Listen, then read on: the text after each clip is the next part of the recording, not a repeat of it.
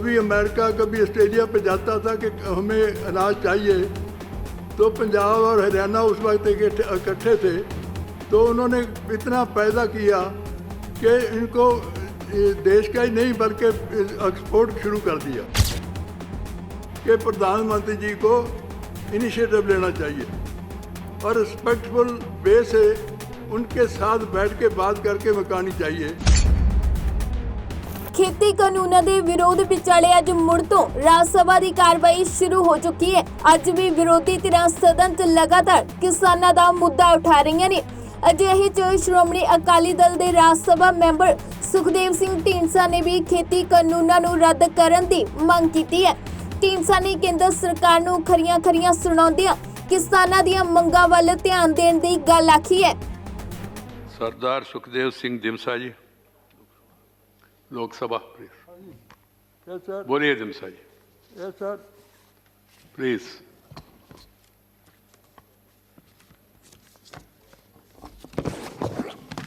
क्या कांग्रेस ने चेंज किया? बोलिए ढींडसा जी। हाँ, thank you sir, thank you very much. आपने मुझे टाइम दिया। मेरे 1 मिनट में मेरे टाइम कितना है sir? You have got 6 minutes, please. Go ahead. वैसे मैं आज राष्ट्रपति जी के भाषण पर बोलने के लिए खड़ा हूँ, लेकिन मैं सीधा, क्योंकि टाइम कम है, मैं सीधा किसानों की एजुटेशन पे जा रहा हूँ। जब ये ऑर्डिनेंस इशू हुए तो मैं पहला आदमी था जिसने प्राइम मिनिस्टर साहब को एक लेटर लिखा कि ये किसानों के हक में नहीं है। Mic is not working, I think. Technical people from Lok Sabha, please check. आप बैठ के बोलिए। माइक का हाँ, बैठ के बोलिए। You are tall, so no problem. अच्छा, आप बैठ के बोलिए। Please sit down and speak. Thank you sir, thank you. तो मैं सर कह रहा था कि जब ऑर्डिनेंस इशू हुए तो मैं प्राइम मिनिस्टर साहब को एक लेटर लिखा था जिसमें लिखा था कि ये किसानों के हक में नहीं है, इसके लिए इसको वापस लिया जाए। चलो, उसका जवाब तो कोई नहीं आया, लेकिन उसके बाद जो हुआ वो आपके सामने है। जयराम से पूछो कौन। लेकिन मैं ये कहना चाहता हूँ कि अन्नदाता आज इस एजिटेशन पे बैठा है, बॉर्डरों पे बैठा है, लाखों की तादाद में बैठा है। यही नहीं है कि देश में के किसान हैं और किसानों का ही नहीं ये आंदोलन रहा, बल्कि ये तो सारे समाज के लोगों ने उनके सपोर्ट दिया है। बल्कि उनको नहीं सपोर्ट दिया, बल्कि इंटरनेशनल लेवल पर जितनी इस एजिटेशन को सपोर्ट मिली है, शायद ही कभी किसी को, मंत्री दोनों प्लीज, शायद किसी ही एजिटेशन को मिली हो। तो मैं समझता हूँ कि जब ये लोग कहते हैं कि पंजाब का किसान को मिलता है, ये वो ही बैठा है। जब इस देश को अनाज की ज़रूरत थी, जब ये देश कभी अमेरिका कभी ऑस्ट्रेलिया पे जाता था कि हमें अनाज चाहिए, तो पंजाब और हरियाणा उस वक्त इकट्ठे थे, तो उन्होंने इतना पैदा किया कि इनको देश का ही नहीं बल्कि एक्सपोर्ट शुरू कर दिया। बल्कि मैं ये समझता हूँ कि इतना बड़ा एहसान इस देश पर किसान ने किया, लेकिन अब आज वही किसान देश के एजिटेशन 4 महीने से ज़्यादा हो गए वो बैठा है, और 2 महीने से ज़्यादा तक बॉर्डरों पर बैठा है और लाखों की तादाद में बैठा है। तो मैं समझता हूँ कि उनकी ये समझनी चाहिए। 11 मीटिंगें हो ली, कोई रिजल्ट नहीं निकला। तो मैं ये महसूस करता हूँ कि उनको इंसाफ मिलना चाहिए। वो सरकार कहती है कि ये तो किसान के हक में है, लेकिन किसान कहता है ये हमारे खिलाफ है। तो किसान की बात माननी चाहिए। किसान ने अपनी ज़मीन खराब कर ली, पानी नीचे चला गया, लेकिन उनको इतना तो चाहिए कि उनकी मांग है जो पूरी की जाए। और अपोजिशन ने भी सारी ने उस वक्त कहा था जब ये पास हुआ कि इसको कमेटी के पास भेज दी जाए, ज्वाइंट कमेटी की बात, लेकिन नहीं हुआ। लेकिन आज भी उसका ये है कि सारी अपोजिशन है वो एक ज़बान से बोल रही है कि इनको वापस किए जाएं, लेकिन नहीं वापस हो रहे। और मैं ये भी महसूस करता हूँ कि 26 जनवरी को बड़ा काफ़ी हो गया कि 26 जनवरी को तिरंगे का अपमान किया गया। वैसे तो अपमान का हमने किसी को देखा नहीं होता, लेकिन मैं समझता हूँ कि जिन लोगों पर इल्ज़ाम लगाया जा रहा है, कभी उसको अतवादी, कभी देशद्रोही, कभी खालिस्तानी, कभी कुछ कहा जाता है, लेकिन उन्होंने ही सबसे ज़्यादा कुर्बानियाँ दी थी इस देश आज़ाद करने के लिए। ਸੁਖਦੇਵ ਸਿੰਘ ਢੀਂਡਸਾ ਵੱਲੋਂ ਇਸ ਮੌਕੇ ਦੇਸ਼ ਲਈ ਕੁਰਬਾਨੀਆਂ ਦੇਣ ਵਾਲੇ ਪੰਜਾਬੀਆਂ ਦੇ ਅੰਕੜੇ ਵੀ ਬਿਆਨ ਕੀਤੇ ਗਏ ਨੇ। ਉਹਨਾਂ ਦੋਸ਼ ਲਾਇਆ ਕਿ ਸਰਕਾਰ ਵੱਲੋਂ ਅੱਜ ਦੇਸ਼ ਲਈ ਸਭ ਤੋਂ ਵੱਧ ਕੁਰਬਾਨੀਆਂ ਦੇਣ ਵਾਲੇ ਲੋਕਾਂ ਨੂੰ ਕਦੇ ਖਾਲਿਸਤਾਨੀ ਤੇ ਕਦੇ ਅੱਤਵਾਦੀ ਕਿਹਾ ਜਾ ਰਿਹਾ ਹੈ।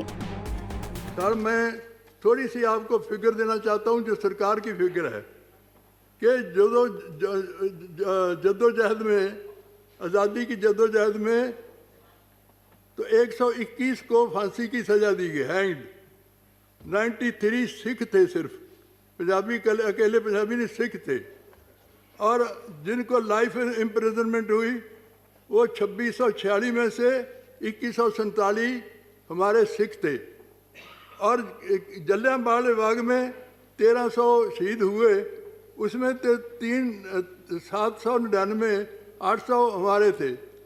यही नहीं है, बजबज में मारे गए उसमें 113 में से 67 हमारे थे।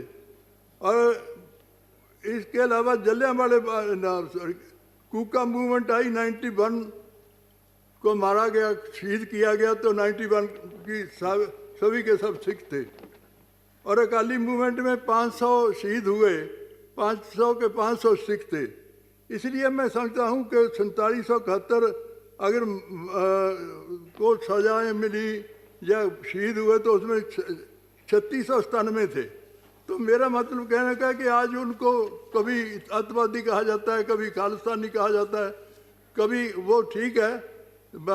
मैं संजय जी को सुन रहा था, उसकी इंक्वायरी होनी चाहिए कि कौन लोग हैं जिन्होंने वहाँ पर गए लाल किले में और उसके पीछे कौन था, ये होना चाहिए सर।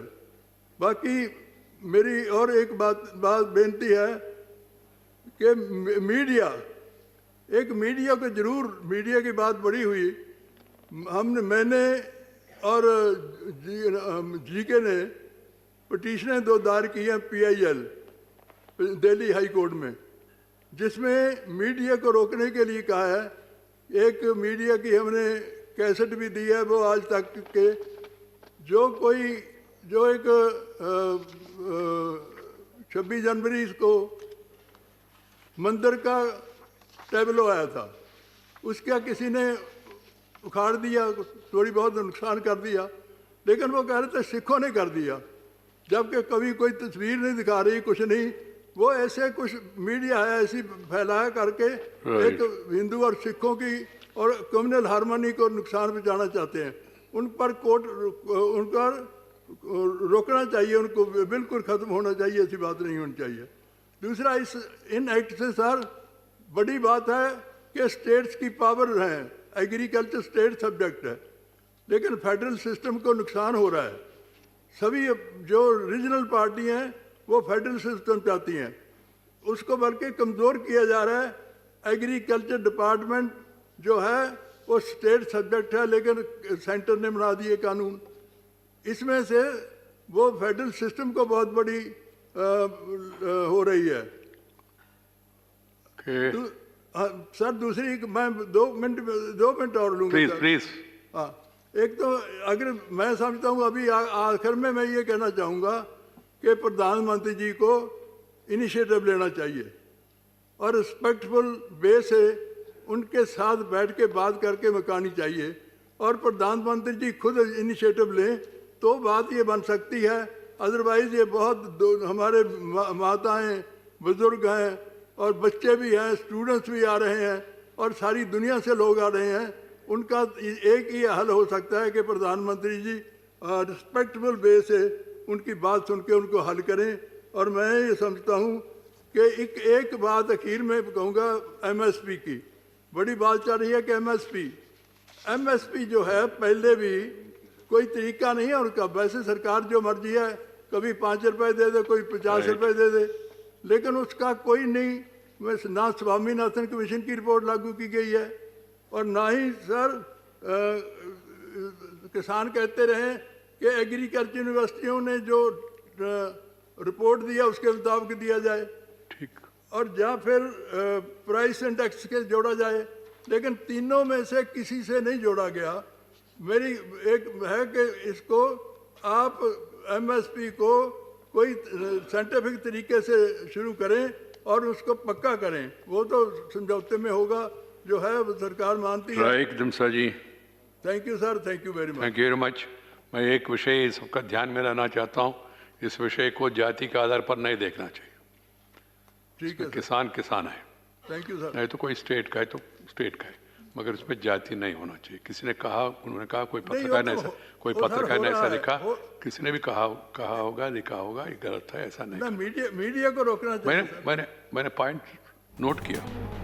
ਦੱਸ ਦਈਏ ਕਿ ਧਰਨੇ 'ਚ ਡਟੇ ਕਿਸਾਨਾਂ ਦਾ ਮੰਨਣਾ ਹੈ ਕਿ ਸਰਕਾਰ ਵੱਲੋਂ ਖੇਤੀ ਕਾਨੂੰਨ ਉਹਨਾਂ ਦੀਆਂ ਜ਼ਮੀਨਾਂ ਖੋਹਣ ਲਈ ਬਣਾਏ ਗਏ ਨੇ। ਅਜਿਹੇ 'ਚ ਕਿਸਾਨ ਖੇਤੀ ਕਾਨੂੰਨਾਂ ਨੂੰ ਰੱਦ ਕਰਨ ਲਈ ਦਿੱਲੀ ਦੇ ਬਾਰਡਰਾਂ ਤੇ ਲਗਾਤਾਰ ਡਟੇ ਹੋਏ ਨੇ। ਹਾਲਾਂਕਿ ਕਿਸਾਨਾਂ ਦੀ ਕੇਂਦਰ ਨਾਲ ਇਸ ਮੁੱਦੇ ਨੂੰ ਲੈ ਕੇ ਕਰੀਬ 11 ਵਾਰ ਗੱਲਬਾਤ ਹੋ ਚੁੱਕੀ ਹੈ, ਪਰ ਇਸ ਦੇ ਬਾਵਜੂਦ ਵੀ ਕਿਸਾਨਾਂ ਦਾ ਮਸਲਾ ਹੱਲ ਨਹੀਂ ਹੋ ਸਕਿਆ। ਬਿਊਰੋ ਰਿਪੋਰਟ, ਪੰਜਾਬੀ ਲੋਕ ਚੈਨਲ।